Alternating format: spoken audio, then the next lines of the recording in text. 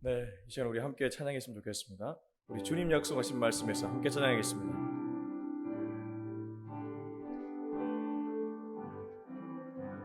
주님 약속하신 말씀 위에서 영원토록 주를 찬송하리라.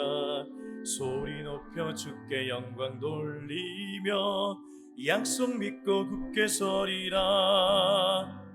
굳게 서리, 영원하신 말씀 위에 굳게 서리, 굳게 서리, 그 말씀 위에 굳게 서리라.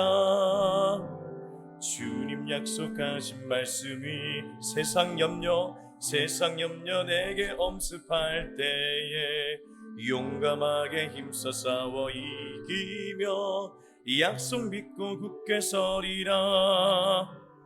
굳게 서리, 영원하신 말씀 위에 굳게 서리, 굳게 서리, 그 말씀 위에 굳게 서리라.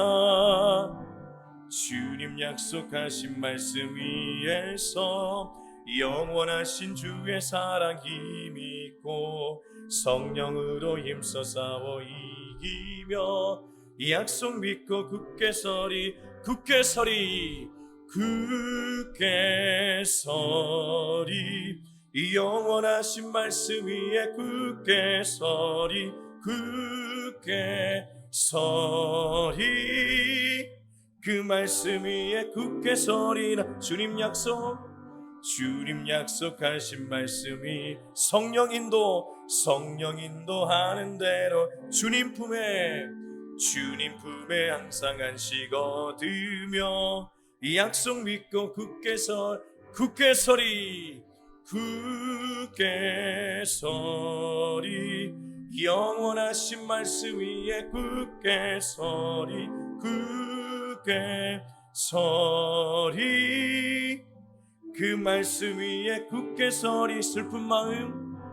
슬픈 마음 있는 사람 예수 이름 믿으며 영원토록 변함없는 기쁜 마음 얻으리. 예수의 이름은 세상의 소망이요, 예수의 이름은 천국의 기쁨이. 예수의 이름은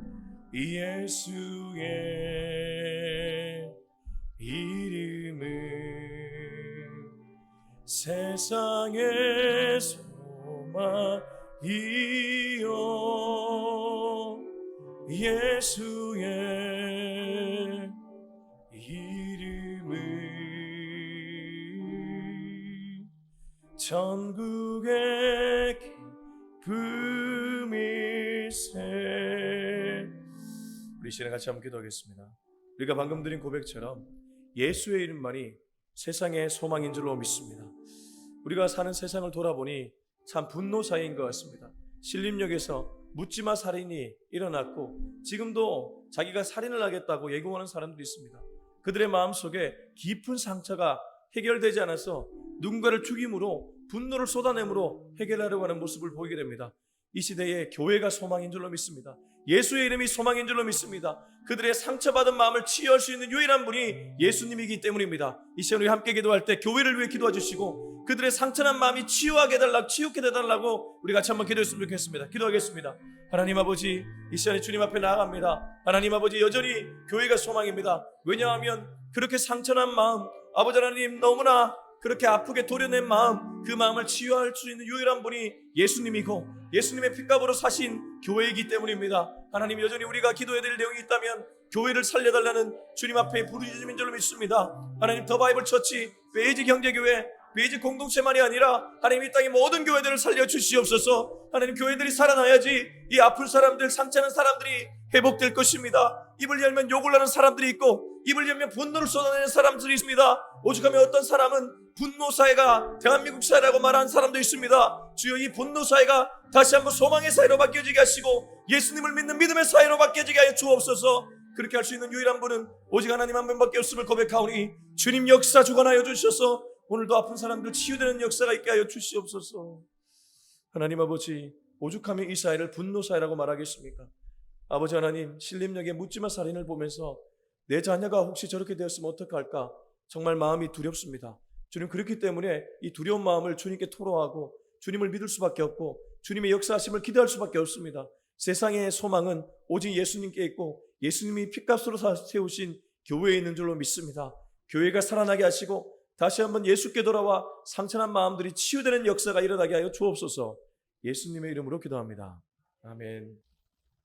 네, 오늘은 사도행전 17장 16절에서 34절까지의 말씀인데 말씀이 길기 때문에 30에서 34절을 읽고 전체를 나누도록 하겠습니다. 17장 16절에서 34절인데 30절에서 34절을 읽고 말씀은 전체를 나누겠습니다. 시작. 알지 못하던 시대에는 하나님이 간과하셨거니와 이제는 어디든지 사람에게 다 명하사 회개하라 하셨으니 이는 정하신 사람으로 하여금 천하를 공의로 심판할 날을 작정하시고 이에 그를 죽은 자 가운데서 다시 살리신 것으로 모든 사람에게 믿을 만한 증거를 주셨음이니라 하니라. 그들이 죽은 자의 부활을 듣고 어떤 사람은 조롱도 하고 어떤 사람은 이 일에 대하여 내 말을 다시 듣겠다 하니 이에 바울이 그들 가운데서 떠나매 몇 사람이 그를 가까이하여 믿으니 그 중에는 아레오바고 갈리 디오누시오와 다말이라 하는 여자와 또 다른 사람들도 있었더라. 아멘. 제가 앞서 기도할 때 대한민국 사회 분노 사회라는 말을 했습니다. 제 말이 아니고 어떤 학자가 이런 글을 썼죠. 분노 사회라는 책 제목이 있는데 그 책 제목 보면 참 사람들이 조금만 건드리면 분노할 것 같은 그러한 모습이 있기 때문에 이 사회가 분노 사회가 아닐까 그런 진단을 내렸던 그런 책을 읽었던 기억이 납니다. 여러분은 어떨 때 분노를 내십니까? 일반적으로 사람들이 분노할 때는 이유가 있죠. 억울한 일을 당했거나 부당한 일을 당했거나 불공정한 일을 경험했거나 아니면 차별을 받았거나 아니면 누군가가 이유 없이 나를 아주 화를 내며 불편하게 대한다든가 이럴 때에 우리들은 분노합니다. 근데 그리스도인은 어떨 때 분노해야 될까요? 우선 그리스도인의 분노라고 얘기하려면 예수님의 분노를 떠올려야 됩니다. 예수님이 분노하지 않으신 분은 아닙니다. 분노하셨습니다. 그러나 분명한 이유 때문에 분노하셨습니다. 이를테면 성전에 왔는데 성전을 장사하는 강도의 도구를 만든 사람들, 그 사람들에게 분노하셨습니다. 오죽하면 노끈으로 채찍 만들어서 그렇게 쫓아내지 않았겠습니까? 상을 뒤엎었지 않았겠습니까? 그리고 위선하는 사람들을 향해 분노하셨습니다. 바리새인들의 위선을 보면서 이 독사의 새끼들아, 우리로 치면 도구 베이비라고 얘기하신 겁니다. 예수님이 하실 수 있는 최고의 욕을 쏟아내신 것이죠. 그러면 이 예수님이 화내신 부분은 뭐와 관련이 있겠습니까?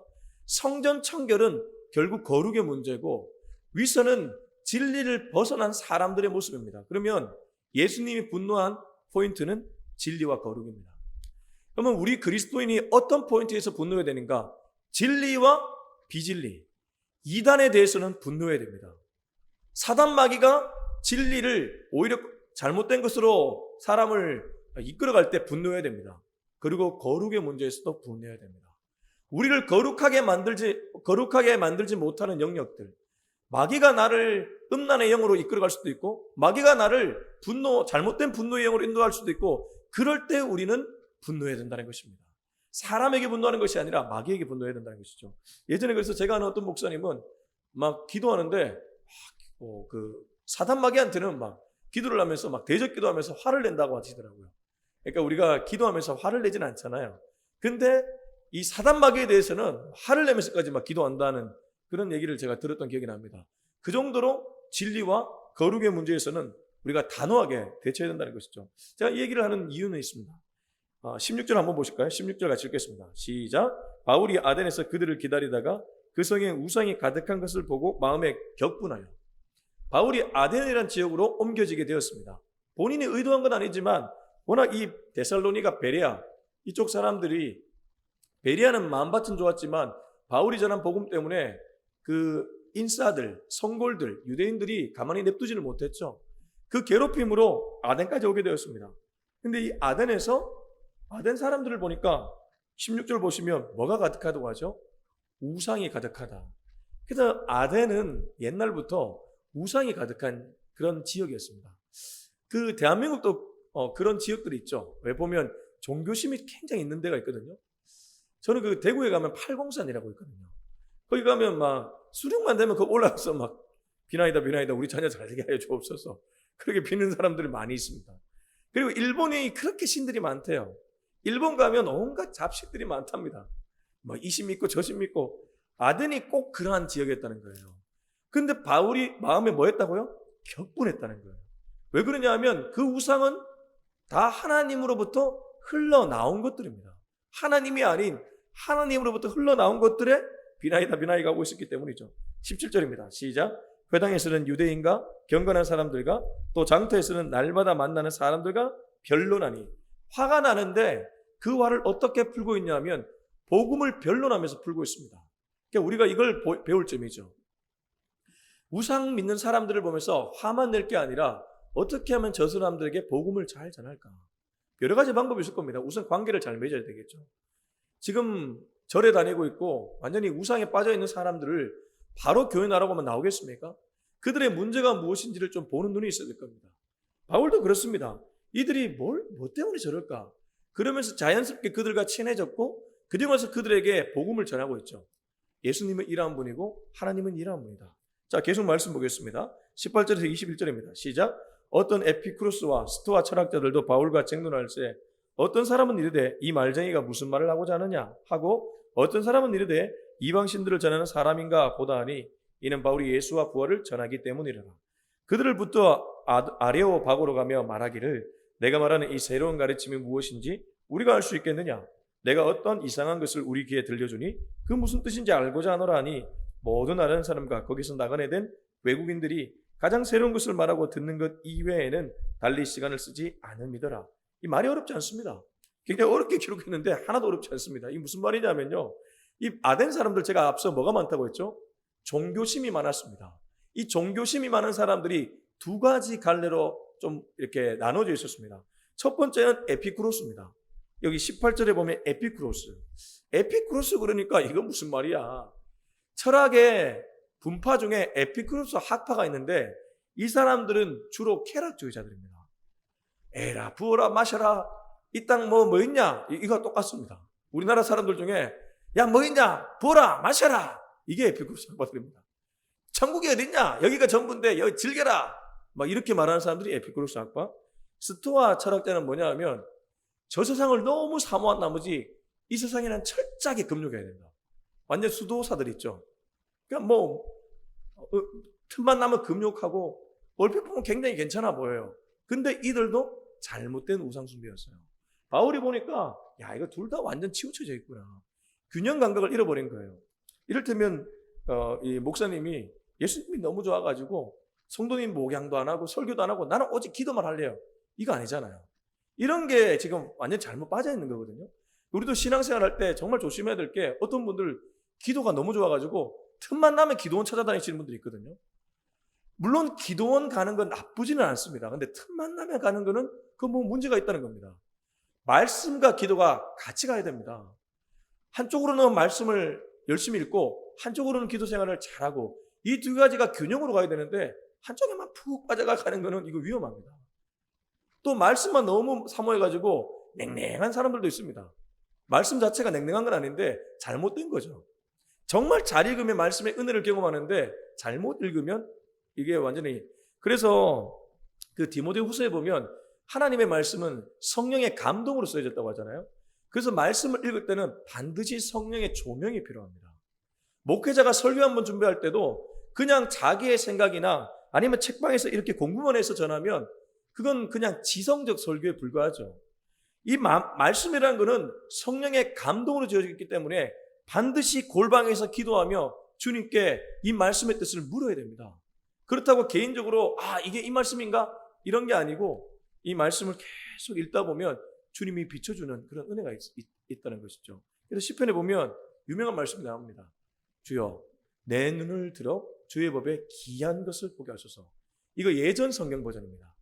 그러니까 지금 우리가 개역 개정에는 이렇게 번역되어 있지 않는데 옛날 버전에 좋은 것들이 많이 있거든요. 내 눈을 열어 주의 법에 기이한 것을 보게 하소서. 이건 성령님 눈뜨게 해주세요. 그 기도와 똑같죠. 주의 말씀은 내 발의 등이요 내 길의 빛입니다. 주의 말씀을 열므로 우둔한 자로 하여금 빛이여 깨닫게 하여 주옵소서. 이런 기도를 하고 성경을 읽는 사람과 이런 기도 없이 그냥 막 읽는 것과 다르다는 것이죠. 제가 무슨 얘기하다 여기까지 왔습니까? 그러니까 균형을 잃어버린 사람들이 아덴에 많았다는 겁니다. 근데 이 사람들이 또 하나가 있습니다. 이런 사람들이 새로운 거 좋아해요. 새로운 거. 왜 보면 꼭 그 신상품 좋아하는 사람도 있잖아요. 뭐가 새로 나왔다 하면 눈이 번쩍 뜨이는 사람도 있잖아요. 똑같아요, 이 사람들. 21절 보세요, 21절. 모든 알아는 사람과 거기서 나그네 된 외국인들이 가장 새로운 것을 말하고 든 것 위에는 달리 시간을 쓰지 않음이더라. 바울이 뭘 전했습니까? 예수님을 전했거든요. 근데 예수님이 이 아덴의 사람들한테는 굉장히 새로운 거예요. 새롭다 보니까 이건 뭐야? 궁금해지는 거예요. 바울은 그걸 역이용한 겁니다. 아, 너희들은 종교심이 많구나. 너희들은 새로운 거에 대한 눈이 번쩍번쩍 뜨이는구나. 그래, 그걸 역이용해야 되겠구나. 이런 지혜가 우리 그리스도인에게 필요합니다. 이 사람이 지금 뭘 좋아하고 있는가? 불신자들이 뭘 좋아하고 있는가? 그걸 그대로 따라가 주는 게 아니고 그걸 이용해서 복음을 전하는 것이죠. 바울이 어떻게 하는지 볼까요? 자, 22절부터 23절입니다. 시작. 바울이 아레오바고 가운데 서서 말하되 아덴 사람들아 너희를 보니 범사에 종교심이 많도다. 내가 두루다니며 너희를 위라는 것을 보다가 알지 못하는 신에게라고 새긴 단도 보았으니 그런즉 너희가 알지 못하고 위하는 그것을 내가 너희에게 알게 하리라. 이들이 우상숭배는 그렇게 하는데 자기들도 스스로 이런 글귀를 썼는가 봐요. 여기 보시면 내가 두루다니며 너희가 위하는 것들을 보다가 23절인데요. 알지 못하는 신에게 라고 새긴 단도 보았다. 오죽하면 이 단에 이런 단에다가 알지 못하는 신에게 라고 썼다는 것 아니겠습니까? 그걸 보면서 아, 이 사람들이 까막눈들이구나. 똑똑하다고 보이지만 헛똑똑이구나. 안다고 자부하지만 알지 못하구나. 달리 말하면 근원을 모르구나. 출발지를 모르구나. 그래서 뒤에 보면 바울이 하나님의 창조성을 얘기해 줍니다. 이 땅 만물이 어디서부터 시작되었는지 그런 시작점을 알려준다는 것이죠. 여러분, 우리가 살아가는 세상에 보면 헛똑똑이 많습니다. 진짜 많습니다. 똑똑하다고 막 자부하는데 가만히 들여다보면 뭘 모르는 사람들 많이 있지 않습니까? 생각해보면 저와 여러분도 그랬지 않습니까? 그러다가 예수님 믿고 다니까 뭐가 중요하고 뭐가 중요하지 않은지 눈뜨게 된 것 아닙니까? 근데 예수님 믿는 사람들 중에도 여전히 뭐가 중요하고 뭐가 중요하지 않은지 분간 못하는 사람들 많이 있습니다. 적어도 우리에게 가장 중요한 것은 하나님, 예수님, 성령님, 이분들이 원하는 뜻이 무엇인지 이게 우리에게 가장 중요한 것이 되어야 될 줄로 믿습니다. 바울은 그걸 알았습니다. 그래서 우선순위가 제대로 잡혔기 때문에 그 우선순위에서 세상 만물을 보고 있습니다. 이런 눈을 저와 여러분이 가져야 된다는 것이죠. 자, 바울이 그래서 아덴 사람에게 어떤 처방전을 내릴까요? 24절부터 29절까지 쭉 읽어보겠습니다. 시작. 우주와 그 가운데 있는 만물을 지으신 하나님께서는 천지의 주제시니 손으로 지은 전에 계시지 아니하시고 또 무엇이 부족한 것처럼 사람의 손으로 섬김을 받으시는 것이 아니니 이는 만민에게 생명과 호흡과 만물을 친히 주시는 이심이라. 인류의 모든 족속을 한 혈통으로 만드사 온 땅에 살게 하시고 그들의 연들을 정하시며 거주의 한계를 한정하셨으니 이는 사람으로 혹 하나님을 더듬어 찾아 발견하려 하심이로되 그는 우리 각 사람에게서 멀리 계시지 아니하도다. 우리가 그를 힘입어 살며 기동하며 존재하느니라. 너희 시인 중 어떤 사람들의 말과 같이 우리가 그의 소생이라 하니 이와 같이 하나님의 소생이 되었은즉 하나님을 금이나 은이나 돌에다 사람의 기술과 고안으로 새긴 것들과 같이 여길 것이 아니니라. 말 그대로입니다. 이들 아덴 사람들이 범사에 종교심이 많아서 뭘 만들고 거기다가 절하고 그러면서 비나이다 그러고 앉아있는 모습을 보니까 바울이 이들은 정말 제대로 하나님을 모르구나. 그래서 알려주기 시작하는데 첫 번째 24절 보면 우주와 그 가운데 있는 만물을 뭐 하신 분이라고 얘기하고 있습니까? 지으신 분이라고 얘기하고 있습니다. 달리 말해 너희가 보고 있는 모든 것들은 그분의 손에서 비롯되었다. 예전에 그 할렐루야 교회 김상복 목사님이라고 아시죠? 그분이 하셨던 설교 중에 제게 큰 인사이트를 줬던 한 문장이 있습니다. 그분이 예전에 이런 얘기를 하시더라고요. 이 세상의 모든 책들은 다 2차 텍스트이다. 이게 무슨 말이냐면 성경을 통해서 나온 것들에 대한 해설들이 거의 대부분의 책들이라는 거예요. 근데 가만히 보니까 그 말이 맞아요. 이게 원류고 그 원류에서 나온 어떤 한 부분 가지고 나름대로 풀어낸 책들이 다 이 세상에 우리가 보고 있는 책들이라는 거예요. 근데 사람들은 그 책은 볼지언정 성경을 읽지 않는 것이죠. 이 세상의 모든 만물도 그렇습니다. 여기 이 인테리어는 돌, 페인트, 스피커 가만히 보면요 다 찾아가면 재료들이 있습니다. 스피커 하나 만들려면 뭐 철이 들어갈 거고 구리가 들어갈 거고 이 벽도 시멘트가 들어갈 거고 흙이 들어갈 거고 그러면 그 모든 것들을 만든 분이 누구냐 이 말입니다. 바울이 지금 그 얘기하고 있죠. 너희들이 뭔가 단을 만들었지, 너희들이 이렇게 사람의 기술로 뭘 만들었지, 근데 그거 원료 누구냐? 그 원료를 알아야지 그분이 진짜 아니겠냐? 그거 모르고 왜 만들어진 것에 절하고 있느냐? 그 아덴 사람들을 향해 그렇게 얘기하고 있는 것입니다. 자, 그러면 이제 하나님의 창조성이 우리가 분명하게 알 수 있는 부분인 것을 알 수 있습니다. 그리고 나서 바울이 하나 또 중요하게 얘기하는 부분이 있습니다.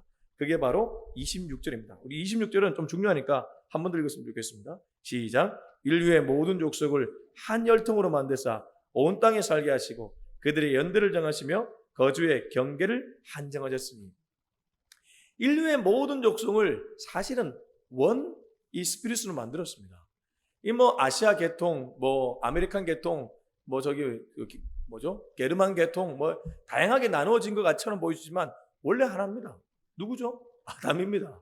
다 아담의 뿌리를 갖고 있기 때문에 사실 한 혈통이죠. 아덴 사람들, 그들 언어, 그들 문화, 바울이 살아가는 유대인들과 좀 달랐을 수 있습니다. 그렇지 않습니까? 그래서 아덴 사람들은 바울이 낯설었을 겁니다. 그러다 보니 바울이 전하는 것도 재밌었을 겁니다. 근데 바울이 얘기하는 게 뭡니까? 니나 내나 하나다는 거예요. 비그리스도인과 그리스도인이 사실은 하나죠. 다 거슬러 올라가면 아담에게 걸려있게 되었습니다. 그래서 아담의 원죄가 모든 사람의 죄라고 얘기하지 않습니까? 그리고 뿐만 아닙니다. 그 뒤에 보면 그들의 연대를 정하시며 거주의 한계를 정하셨다는 것은 결국 인생의 끝이 있다는 거죠. 연대를 정했다는 게 무엇입니까? 사람이 아무리 살아봐야 100살 넘어 살아간 사람 누가 있습니까? 간혹 뭐 일본의 할머니, 저 유럽의 어떤 분 100살 넘으신 분이 있지만 한국에도 있네요. 저 누구죠?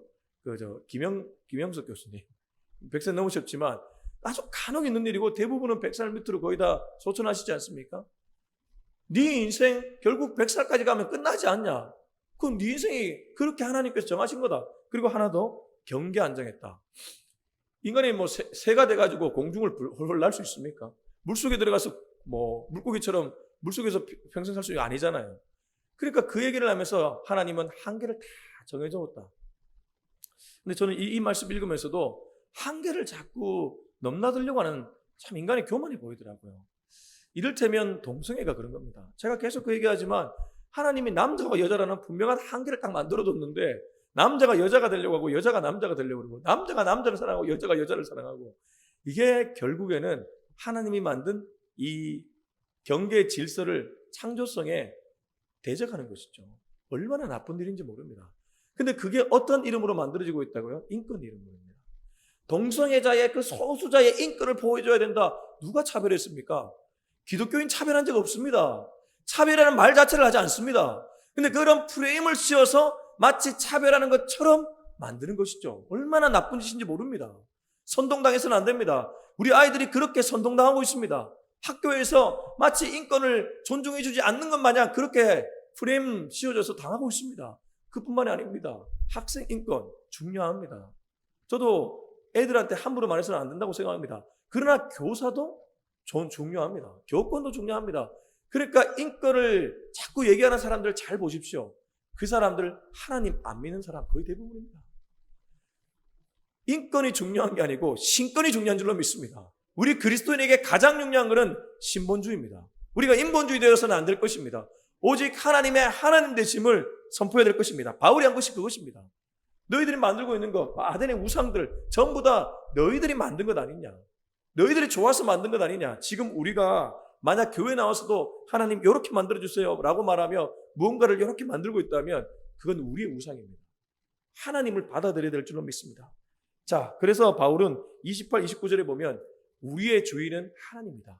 우리는 그분의 소생이다. 라는 얘기까지 하게 됩니다. 자, 30절에서 34절 읽고 마무리하겠습니다. 시작. 알지 못하던 시대에는 하나님이 간과하셨거니와 이제는 어디든지 사람에게 다 명하사 회개하라 하셨으니 이는 정하신 사람으로 하여금 천하를 공의로 심판할 날을 작정하시고 이에 그를 죽은 자 가운데서 다시 살리신 것으로 모든 사람에게 믿을 만한 증거를 주셨음이니라 아니라.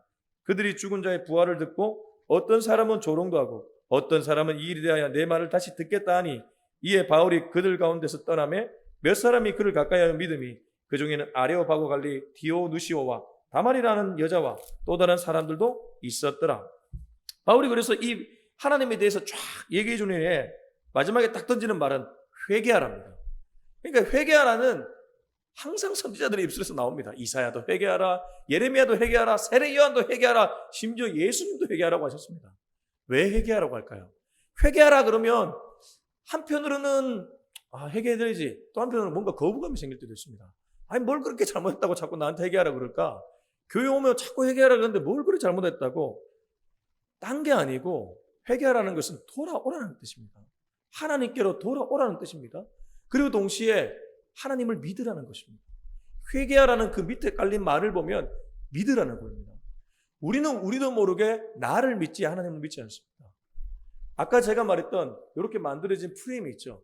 이대로 되게 해달라고 기도하는 것은 나를 믿는 것이지 하나님을 믿는 것 아닙니다. 하나님은 이 프레임 밖에서 더 큰 역사를 일으킬 수 있는 분인 줄로 믿습니다. 아덴 사람들이 만든 우상 단지에 갇혀있는 분이 하나님이 아니잖아요. 하나님은 훨씬 넓으신 분이죠. 아브라함이 갈 바를 알지 못하고 말씀에 의지해서 갔습니다. 근데 지 생각대로 갔다면 어떻게 됐을까요? 그 아브라함 후손들 생기지 않습니다. 언제나 하나님이 오르신 줄로 믿습니다.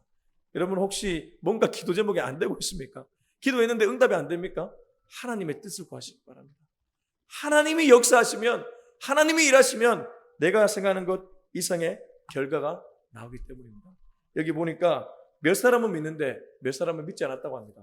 저와 여러분은 그 길이 아니라 정말 주님을 제대로 신뢰하며 주님 믿는 이 길 걸어갈 수 있기를 예수님의 이름으로 축원합니다. 기도하겠습니다. 우리 시간 기도할 때 주님, 언제나 주님을 제대로 신뢰하며 주님 뜻대로 살게 하여 주옵소서. 우리 같이 한번 기도하겠습니다. 하나님 아버지, 이 시간에 말씀 붙들고 나아갑니다. 하나님 귀한 말씀 주심에 감사합니다.